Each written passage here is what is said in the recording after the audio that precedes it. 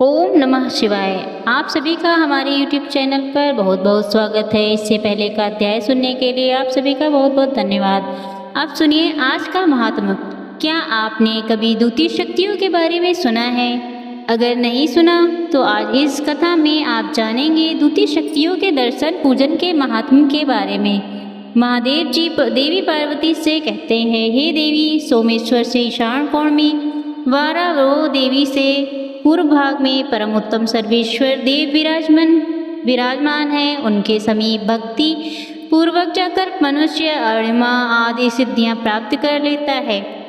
सर्वेश्वर की स्थापना सिद्धों ने की है। जो मनुष्य भक्ति पूर्वक उनका दर्शन करता है वह सभी पापों से मुक्त होकर सिद्ध लोक में जाता है।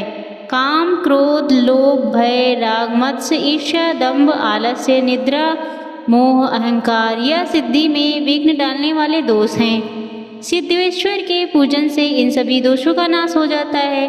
ऐसा जानकर प्रयत्न पूर्वक वहाँ की यात्रा करें। सिद्धेश्वर के पूर्व भाग में थोड़ी ही दूरी पर कपिलेश्वर लिंग प्रतिष्ठित है, जिसके दर्शन से सभी पापों का नाश हो जाता है। प्राचीन काल में कपिल नाम से प्रसिद्ध एक राजश्री हुए थे। उन्होंने वहाँ बड़ी भारी तपस्या करके उत्तम सिद्धि प्राप्त की और शिवलिंग की स्थापना करके मेरी समीपता पाई। उस लिंग में मैं सब लोगों के हित के लिए सदा निवास करता हूँ। जो शुक्ल पक्ष की चतुर्दशी तिथि में 7 बार सोमेश्वर कपिलेश्वर का दर्शन करता है वह गोदान का फल प्राप्त करता है। जो वहाँ धेनु दान करता है वह एक एक तिल की संख्या के बराबर युगों तक स्वर्ग लोक में निवास करता है। दंडपाणेश्वर से निकट ही गंधेश्वर नाम से प्रसिद्ध उत्तम शिवलिंग है। गंधर्वराज धनवाहक ने वहाँ कठिन तपस्या करके उस शिवलिंग को स्थापित किया और उसकी पुत्री गंधर्व सेना ने भी वहाँ पर पूजन और दर्शन करता है। वह गंधर्व लोक में जाता है। जो उत्तरायण आने पर अग्नि तीर्थ में स्नान करके गंधर्व पूजित उस शिवलिंग का पूजन करता है वह मोक्ष को प्राप्त होता है। इस महात्मा का श्रवण और अभिनंदन करके भी मनुष्य महान भय से मुक्त हो जाता है। गंधेश्वर के पूर्व भाग में गौरी जी के समीप विमलेश्वर नामक लिंग प्रतिष्ठित है। जिसका शरीर क्षय रोग से भरा हो वह भक्ति पूर्वक विमलेश्वर का दर्शन करके सभी दुखों का अंत कर देता है और निर्मल पद को प्राप्त हो जाता है। वहीं रोगग्रस्त गंधर्व सेना रोग से मुक्त होकर विमल स्वरूप को प्राप्त हुई थी, इसलिए पृथ्वी पर वह लिंग विमलेश्वर नाम से प्रसिद्ध हुआ। ब्रह्मा जी के स्थान से नैऋत्य कोण में 16 धनुष की दूरी पर धनेश्वर लिंग है। यह राहुलिंग से वार्ण्य कोण में स्थिर है। कुबेर ने वहाँ बड़ी भारी तपस्या करके धन आदि का पद प्राप्त किया। वे विधि पूर्वक से शिवलिंग की स्थापना और पूजा करके अलकापुरी के स्वामी हुए। जो मनुष्य भक्ति पूर्वक धनेश्वर का दर्शन करके पंचोपचार विधि से उनकी पूजा करता है उनके कुल में कभी दरिद्रता का नाम भी नहीं सुना जाता। मेरी 3 शक्तियाँ हैं, इच्छा शक्ति, क्रिया शक्ति और ज्ञान शक्ति। पहले जो 14 और 5 शिवलिंग बताए गए हैं उनमें यथाशक्ति 4, 3 या 1 ही पूजा करके फिर पूर्वोक्त 3 शक्तियों का पूजन करना चाहिए। सोमेश्वर से ईशान कोण में जो वरा देवी कही गई हैं वो चंद्रमा की उमा नामक कला है। वे ही भगवती उमा की भी कला मानी गई हैं। उन्हीं को मेरी इच्छा शक्ति जाननी चाहिए। वरुहा देवी भूमंडल के सभी वर्णों का हित करने के लिए प्रभास क्षेत्र में विराजमान है। सोमेश्वर से वराय कोण में 60 धनुष की दूरी पर क्रिया शक्ति रूपा दूसरी महादेवी स्थित हैं। वहीं योगिनी वंदित पीठ है। उसी स्थान पर पाताल को जाने वाला एक बहुत बड़ा विवर अर्थात गुफा है।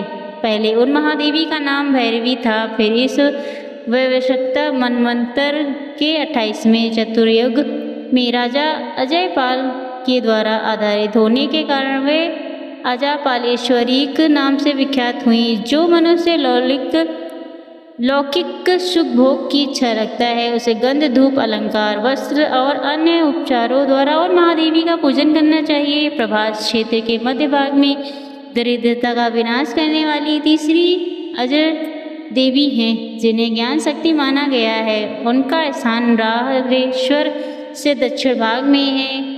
अघासुर के साथ जब मेरा भयंकर युद्ध चल रहा था, उस समय मेरी क्रोध से अजा नाम की देवी प्रकट हुई। उनके साथ करोड़ों देवियां और भी थी। वे सब सिंह पर सवार थी। उनका रूप बड़ा ही सुंदर था। उन्होंने ढाल और तलवार लेकर बड़े बड़े दैत्यों का संहार किया। उनके भय से बहुत से दैत्य समुद्र की ओर भागे। देवी सिंह वाहिनी और उनके गणों की ने उनका पीछा किया। वे दैत्य इधर उधर भागते हुए महासागर के समीप प्रभास क्षेत्र में जा पहुँचे। वहाँ कुछ तो मार डाले गए और कुछ पाताल में समा गए। सब दैत्यों को मारा गया देखकर इस क्षेत्र को परम पवित्र जानकर सिंह वाहिनी देवी यहीं सोमेश्वर के ईशान कोण में और गौरी शहर के उत्तर दिशा में स्थित हो गई। जो स्त्री या पुरुष वहाँ उनका दर्शन करते हैं, वे 7 जन्मों तक पूर्णता सौभाग्यशाली होते हैं। जो मनुष्य वहाँ गीत वाद्य नृत्य करता है, उसके वंश में देवी की कृपा से कोई दुर्भाग्यवान नहीं होता।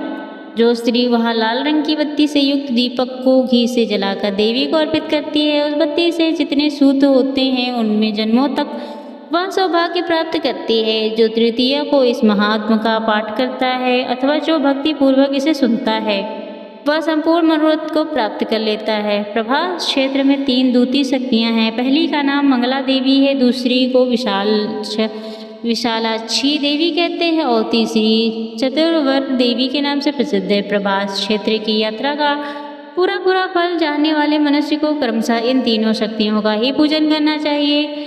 मंगला देवी ब्रह्मा जी की शक्ति कही गई हैं, विशालाक्षी श्री विष्णु की शक्ति मानी गई हैं और चतुर्वर्ग प्रिया देवी मेरी शक्ति हैं। महादेव जी कहते हैं, देवी पहले मंगला देवी की पूजा करनी चाहिए। वे अजा देवी के उत्तर भाग में निवास करती हैं। राहिष्य के दक्षिण में थोड़ी दूर ही पर उनका स्थान है। सोमनाथ की प्रतिष्ठा के लिए जब सोम ने यज्ञ प्रारंभ किया, उस समय उसे देखने के लिए वहां आए हुए ब्रह्मादि देवताओं का उसी देवी ने मंगल किया था, इसलिए उनका नाम मंगला हुआ। जो नारी तृतीया को मंगला देवी की पूजा करेगी, उसके अमंगल और दुख पूरी तरह नष्ट हो जाएंगे। भगवान दैत्य सूदन से पूर्व भाग में वैष्णवी क्षेत्र दूती महादेवी विशालाक्षी योगेश्वरी से ईशान कोण में 100 धनुष की दूरी पर उनका स्थान है। जो लोग महान दुर्भाग्य की आग में चल रहे हैं, उनका दाह शांत करने से के लिए, उनका दुर्भाग्य दूर करने के लिए विशालाक्षी देवी औषधि के समान है। चतुर्थ मनवंतर में जब सभी दैत्य भगवान विष्णु की मार खाकर दक्षिण दिशा में भाग गए, उस समय में उनको मारना दुष्कर जानकर भगवान विष्णु ने अत्यंत प्रभावशालिनी भैरव शक्ति महामाया का स्मरण किया। उनके स्मरण करते ही अत्यंत प्रकाशमयी महामाया आ गई। भगवान विष्णु के दर्शन से उनके नेत्र आनंद से खिल उठे। उनकी बड़ी बड़ी आंखें करके भगवान को देखा। इसका नाम विशालाक्षी हो गया। इस कल्प से उनसे ललित तोमा कहते हैं। जो माघ मास में तृतीया तिथि को विधि पूर्वक उसका पूजन करता है, उसके वंश में कोई भी संतान से नहीं रहता।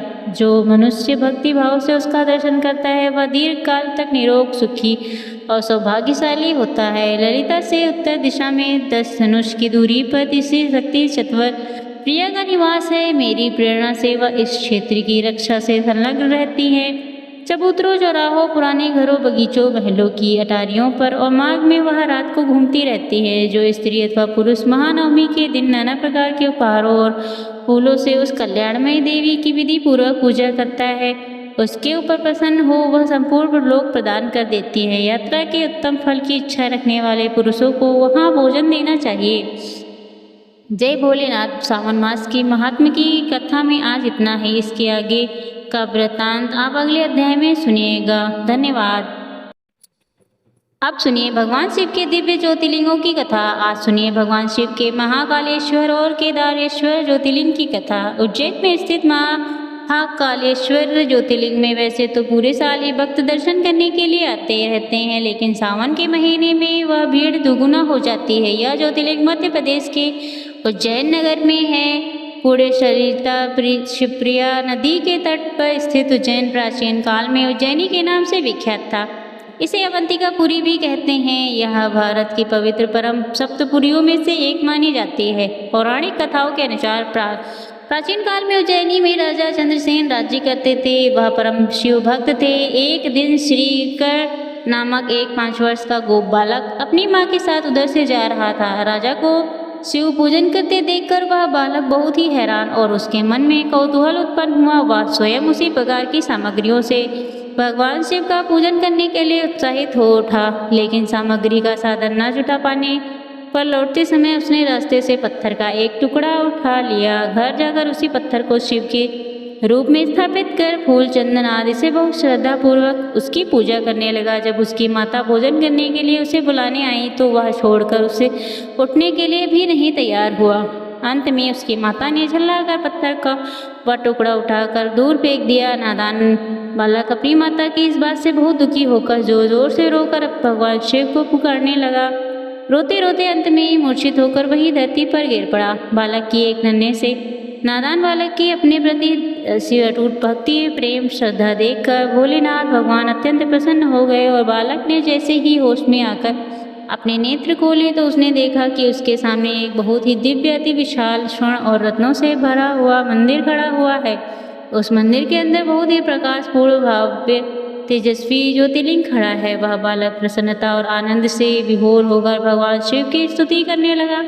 माता को जब यह समाचार मिला तो दौड़कर उसने अपने प्यारे को गले लगा लिया। धीरे धीरे उस जगह पर बड़ी भीड़ जुट गई। इतने में उस स्थान पर हनुमान जी प्रकट हुए। हनुमान जी कहने लगे, मनुष्यों, भगवान शंकर शीघ्र ही फल देने वाले देवताओं में सर्वप्रथम है। इस बालक की भक्ति से प्रसन्न होकर उन्होंने ऐसा फल प्रदान किया जो बड़े बड़े ऋषि मुनि करोड़ों जन्मों की तपस्या से भी प्राप्त नहीं कर पाते। इस गोप बालक की 8वीं पीढ़ी में धर्मात्मा नंद गोप का जन्म होगा। द्वापर युग में भगवान विष्णु कृष्ण अवतार लेकर यहाँ तरह तरह की लीलाएं करेंगे। हनुमान जी का ऐसा कहकर अंतर्ध्यान हो गए। मान्यता है कि तभी से उस ज्योतिर्लिंग को महाकालेश्वर ज्योतिर्लिंग से नाम से पूजा जाने लगा। महाकालेश्वर ज्योतिर्लिंग के बारे में एक और दूसरी कथा भी मिलती है। इस कथा के अनुसार किसी समय अवंतिकापुरी में वेद पाठी तपोनिष्ठ एक अत्यंत तेजस्वी ब्राह्मण रहते थे। एक दिन दूषण नामक एक अत्याचारी असुर उनकी तपस्या में विघ्न डालने के लिए वहां आया। ब्रह्मा जी से वरदान प्राप्त कर वह बहुत शक्तिशाली हो गया था। उसके अत्याचारों से चारों तरफ त्राही त्राही मची हुई थी। ब्राह्मण को कष्ट में पड़ा देखकर प्राणी मात्र का कल्याण करने वाले भगवान शिव वहां प्रकट हुए और उन्होंने हुंकार मात्र से उस दारुण अत्याचारी दानों को वहीं जलाकर भस्म कर दिया। भगवान वहां हुंकार सहित प्रकट हुए, इसलिए उनका नाम महाकाल पड़ गया और इसलिए परम पवित्र ज्योतिर्लिंग को महाकाल के नाम से जाना जाने लगा। महाकाल ज्योतिर्लिंग की आरती से भस्म से होती है। शिव पुराण के अनुसार भस्म सृष्टि का सार है। एक दिन पूरी सृष्टि इस राख के रूप में बदल जानी है। सृष्टि के सार भस्म को भगवान शिव सदैव धारण किए रहते हैं। इसका अर्थ यह है कि एक दिन यह संपूर्ण सृष्टि भगवान शिव में ही विलीन हो जाएगी। भस्म तैयार करने के लिए कपिला गाय के गोबर से बने उपले समी, पीपल, पलाश, बड़, अम्बर, ताश और बेर के वृक्ष की लकड़ियों को एक साथ जलाया जाता है और इस दौरान उचित मंत्रोच्चार भी किए जाते हैं। इन सामग्री को जलाने पर जो भस्म प्राप्त होती है उसे कपड़े से छान लिया जाता है और इस प्रकार तैयार की गई भस्म से भगवान शिव की आरती की जाती है। यह भस्म भगवान शिव को अर्पित की जाती है। आइए अब सुनते हैं केदारेश्वर ज्योतिर्लिंग की कथा। केदारेश्वर ज्योतिर्लिंग केदारनाथ में स्थित है। केदारनाथ को 4 धामों में एक माना जाता है। केदारनाथ धाम उत्तराखंड में स्थित है। इसके पश्चिम में और मंदाकिनी नदी बहती है। अब पहले आपको यह बता दें कि उत्तराखंड के 4 धाम कौन कौन से हैं। उत्तराखंड के 4 धाम है गंगोत्री, यमुनोत्री, बद्रीनाथ और केदारनाथ, जिनमें से केदारनाथ का बड़ा महत्व है। यह पावन तीर्थ स्थल मनमोहक पहाड़ियों से घिरा हुआ है। इस ज्योतिर्लिंग से जुड़ी 2 कथाएं प्रचलित हैं, जिनमें से एक कथा महाभारत पर आधारित है, दूसरी शिव पुराण के कोटि रुद्र संहिता में वर्णित है। ये तो सबसे पहले हम जानते हैं कोटि रुद्र संहिता में वर्णित कथा के बारे में। भगवान ब्रह्मा के पुत्र धर्म और उनकी पत्नी के 2 पुत्र हुए थे, जिनका नाम नर और नारायण था। इन्हीं और नर नारायण द्वापर युग में श्री कृष्ण अर्जुन का अवतार लिया था, धर्म की स्थापना की थी। श्रीमद् भागवत गीता के 4थे अध्याय के 5वें श्लोक में आप इस बात को भी देख सकते हैं। यह दोनों ही पुत्र नर और नारायण बद्री वन में स्वयं के द्वारा बनाए गए पार्थिव शिवलिंग के सम्मुख बैठकर घोर तपस्या किया करते थे। तब शिव जी उन पर बालकों पर प्रसन्न होकर उनके द्वारा बनाए गए शिवलिंग में प्रतिदिन समाहित होकर हुआ करते थे। नर और नारायण की इस घोर तपस्या से, इस कठिन तपस्या से प्रसन्न होकर शिव जी वहाँ एक बार प्रकट हुए थे।